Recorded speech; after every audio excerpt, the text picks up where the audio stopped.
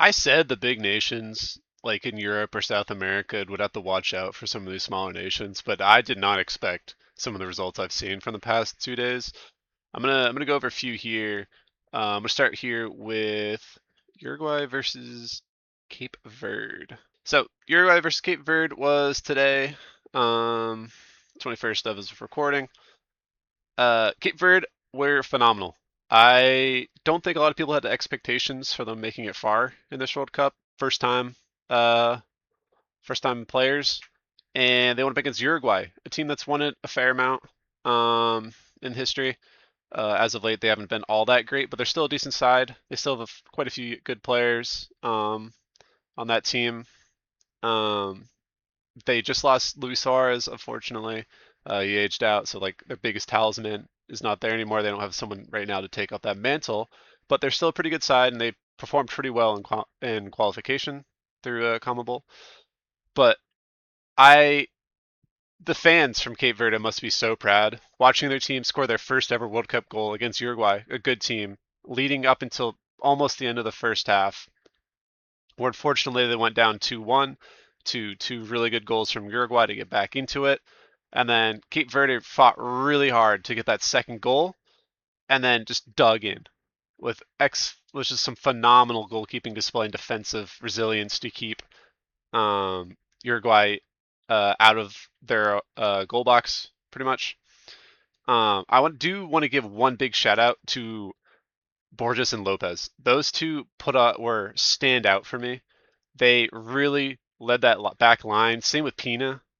His goal was really good in the first half, and those three I think set up Cape Verde to really um, get at Uruguay. I think their goalkeeper for Uruguay was a big factor in Cape Verde getting a point out of this game. He made two really weird mistakes that gave a lifeline to Cape Verde. That second goal, I don't know what he was thinking. Uh, he just kind of gave the ball away. He just came up for the ball for no reason and just gave a free goal to Cape Verde, um, Varela, that is. And I think if he hadn't made that decision to come out, I think we would be talking about a different situation here with Uruguay being favored to go through, most likely on top. But as of right now, Spain are now on top after just beating Saudi Arabia 4-0. Pretty comfortable game for them. Not much to talk about it. It's just Saudi Arabia is not going to go far in this group with the squads that we are seeing. It sets up for a really good final match day for Group H. Spain and Uruguay will be a firecracker of a game. Both teams have to get a point at minimum because Cape Verde will get at Saudi Arabia. And I could see them, with the way Saudi Arabia is playing right now, getting a point in at minimum or even outright winning. Spain will most likely blow away Uruguay because they can't let up either. Because if Uruguay beats Spain and make a huge upset and Cape Verde beat Uruguay or even Saudi Arabia beating Cape Verde, all those three of those teams can leapfrog Spain. So Spain have to go all out, and they will probably go all out and destroy Uruguay. Cape Verde will fight hard to get at least a point, because a point most likely will see them go ahead of Uruguay. They just can't lose, pretty much. And Saudi Arabia have to win. Uh, and I don't see them winning. I think Cape Verde have the belief right now. They drew against Spain, number two in the world, got that belief, and they took it to Uruguay, got a draw, 2-0, 2-2 draw, and I think the belief that they have will propel them to do something miraculous against Saudi Arabia. So yeah, Group H is going to look really nice. The next game I'm going to talk about is Netherlands Sweden. Um, this group is just all over the place. I'll go back to the stats after here, but Netherlands, Japan, and Sweden are all about to like make just like Group H are going to make a firecracker of a final day. Sweden Japan, that'll be a good game. Netherlands should blow away Tunisia, but Tunisia were really good in qualifying. Uh, so who knows who can actually top that group? Tunisia are out. They had more managers than they had goals so far this competition, which is insane to think about watching them in qualification through Africa. But Sweden were absolutely horrendous against the Netherlands. I don't know what happened from that game we saw against Tunisia where they won 5-1, getting that confidence at like shutting up the naysayers who said that they shouldn't be here through a little backdoor cheat that everyone was saying that they got through the Nations League. But then they came up to the Netherlands and just got absolutely obliterated. Cody Gakpo, a player for Liverpool who could not get away from the criticism. A lot of it was undeserving, but some of it was deserved. Absolutely was lights out for for the Netherlands, and he came up big, 2 goals and assists, man of the match. Uh, Brian Brobbery, he just came onto the scene at Netherlands to the Netherlands because he played absolutely amazing for Sunderland this season. Got a brace as well, first half brace, and then Somerville, another player who's new to this Netherlands team, and got a pretty tidy goal at the finish to cap off. Um, if you're getting obliterated by a Netherlands team who is bringing up a bunch of newer, younger players through their ranks versus your team, which is leading the line with Gyökeres and Isak, two of the best strikers in the Premier League, it says a lot about what's happening. I feel like the back line for Sweden should have been better. Victor Lindelof should have been leading that line better with how experienced he is from playing for Manchester United, a top team in England. Um, but the Netherlands were obviously more in control of this game in the first half. Sweden did try to fight in the second half, but that's because they were up 4-0 after like 54 minutes. So why would they have to try? They brought on a bunch of their subs to rest some of their star players, let Sweden just kind of have the ball. There's no reason to really risk injury. And if all they could get was 1 goal out of Netherlands kind of taking their foot off the gas a little bit, it's there's not much I can see uh, any kind of positive about this game for Sweden. And I think Japan, after obliterating Tunisia, I think they will come into this game against Sweden and play their hearts out. They always do, and I think Sweden will be dejected after getting humiliated by the Netherlands, and I don't think they'll get far. I think it might be a draw at most for Sweden. Japan's side is just too good, I think, for them, and they will go through. Um, the Netherlands are pretty much through. So they'll most likely go through top unless if they drop a point to Tunisia somehow. But I don't see that happening. Most likely the groups will stay what they are right now, with Japan going second on 7 points, same as Netherlands. They're both just fighting for goal difference at this point to see who goes top. And I think the Netherlands should rack up a fair amount of goals against Tunisia. Germany versus Ivory Coast. Pretty good game.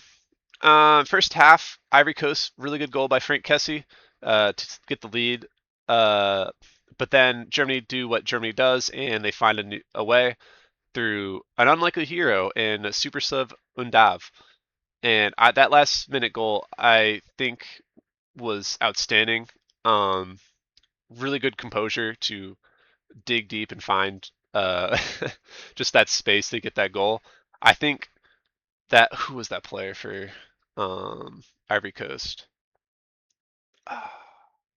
I can't remember his name, but who's that? I think it was Guedson, who came on and at the end of the game, and he just had that chance to score a goal if he had just taken it first time, and then kind of just bobbled it and then lost the ball to the defender.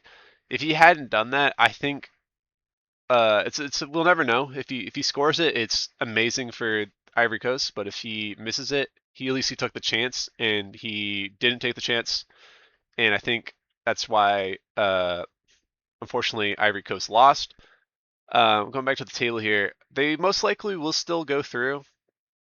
They're going to play Curacao, who I'll talk about in a second. But I don't think Curacao will win. I'm not saying they'll per se lose. Curacao have been playing pretty well, even though they're obviously not the strongest of teams. This is their first time in the World Cup. But Germany obviously are already through. they play Ecuador in their last game, and Ecuador kind of have to win, which will be a really tough match for them. If they win, they can go through, hopefully, or at least um, potentially be one of the best third place teams to go through. And then Curacao should will fight with their heart. They'll be looking to just get something out of the game, have fun, experience what they can against the Ivory Coast. And I think Ivory Coast, they might slip up, like they did against Germany here. They lost, they gave away the lead, and then eventually lost it. So Curacao could be looking at this result and thinking that they could get something out of it. One final note for Germany, actually two actually. Kai Havertz should not be starting anymore. I think you got to give Undav the starting position up top, and then Schlotterbeck, losing him this game. Hopefully it's not a serious injury, but if he is, that's pretty rough because I think Rudiger is just is not as good of a player as Schlotterbeck is. I don't know who else they can bring up from their the team that they brought up. They might have somebody else who I think Malik Thia is a pretty good player, but he's obviously pretty young, if I remember correctly. Yeah, he's 24. He didn't. I don't remember him playing all that much for Newcastle in the league. Um, Might have just been because I didn't watch that many Newcastle games. But losing Schlotterbeck, hopefully it's not a good big injury because they'll probably most likely need him for the knockouts. And if he's not, then Rudiger's got to step up after the pretty bad season that he had for Real Madrid through his standards, I assume. Onto Curacao and Ecuador. I try to combine their names there. Uh, Ecuador should have won this game, and that says something about Curacao. Their goalkeeper had an outstanding game. I think that he should never pay for anything again in uh, in his country. Any bar he walks in, any grocery store, he should never have to pay for anything again with the heroics he put in. He made 15 saves, which is the most since Tim Howard did against Belgium all those years ago, and he's 37. A 37-year-old goalkeeper should not be having to put on a performance like that, or should even be expected to put a performance like that in. And he did it against all odds and kept his team in it through some miraculous saves. There's too many to count. You have to go watch the highlights from him there. It was so good, and I think the attackers from Ecuador should be letting themselves down. I mean, we're still playing Enter Valencia in 2026. Yeah, he's a pretty experienced player on the world stage, but he's up there in age, and somebody else should be stepping up to bring a goal in for their team. Um, I just have nothing else to say about the group that is because I already talked about. Uh, but I think Curacao should be really proud with their players. They didn't have much expectation going in, but they showed heart. They showed character. Drawing against Ecuador, 23 in the world, they did really well in qualification. So I think Kershaw would be proud. They most likely will try to fight against Ivory Coast, like I said earlier. And then Ecuador just have to figure out how to get past Germany to get through. And then let's see here. Lastly, Belgium versus Iran. This is a result that I did not expect.